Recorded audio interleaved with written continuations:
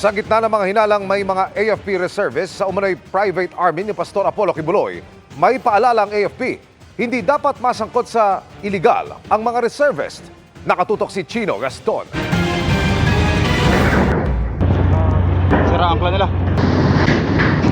Sakaling mauwi sa gyera ang patuloy na paninigil ng China sa mga barko ng Pilipinas, hindi lang ang mga sundalo ng AFP ang matatawag para idepensa ang bansa. Sasanib sa tinatayang 150,000 na puwersa ng militar ang mga reservists o mga sibilyang nakapagsanay sa military training at bahagi ng AFP Reserve Command.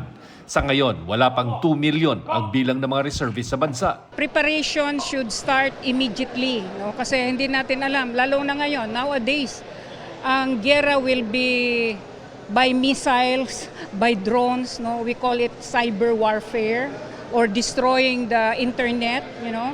Kaya kailangan i-recruit din natin yung mga internet specialists. Ang 52 anyos na nurse na si Merjane de Guzman kasama sa mga nagpa-enlist sa AFP Reserve Command recruitment na isinagawa kanina sa San Juan. Ang tatay ko at ang mga tiyuhin ko po ay sundalo. So kahit papaano po may background na po kasi din ako, and then mula pa po kasi sa pagkabata gustong-gusto ko rin po sana magsundalo. Bukod sa kanya, nagpa-enlist din ang ilang opisyal ng LGU. Mahalaga na ang ating mga mamamayan ay mabigyan po ng sapat na kasanayan at kaalaman sa pagiging isang reservist.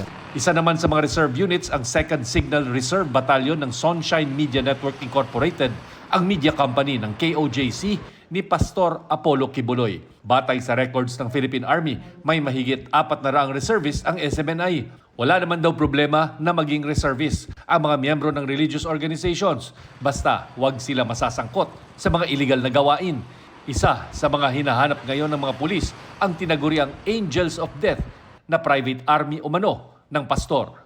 Once na meron ng investigation, once na ma-finalize na lang yung report and identify talaga nila na reservation involved in illegal activities, the Philippine Army can recommend na pwede siyang patanggal natin siya sa roster ng reserve force. Itinanggi na ng abogado ni Kibuloy na meron itong private army. Samantala, sa mga nais namang humabol na magpa-enlist, bukas ang mga booth sa San Juan City Hall atrium hanggang katapusan ng buwan. Dalhin lang ang kinakailangang requirements para sa enlistment at tandaan na iba naman ang kinakailangang requirements para commissioning. Para sa GMA Integrated News, Chino Gaston Nakatutok, 24 Oras.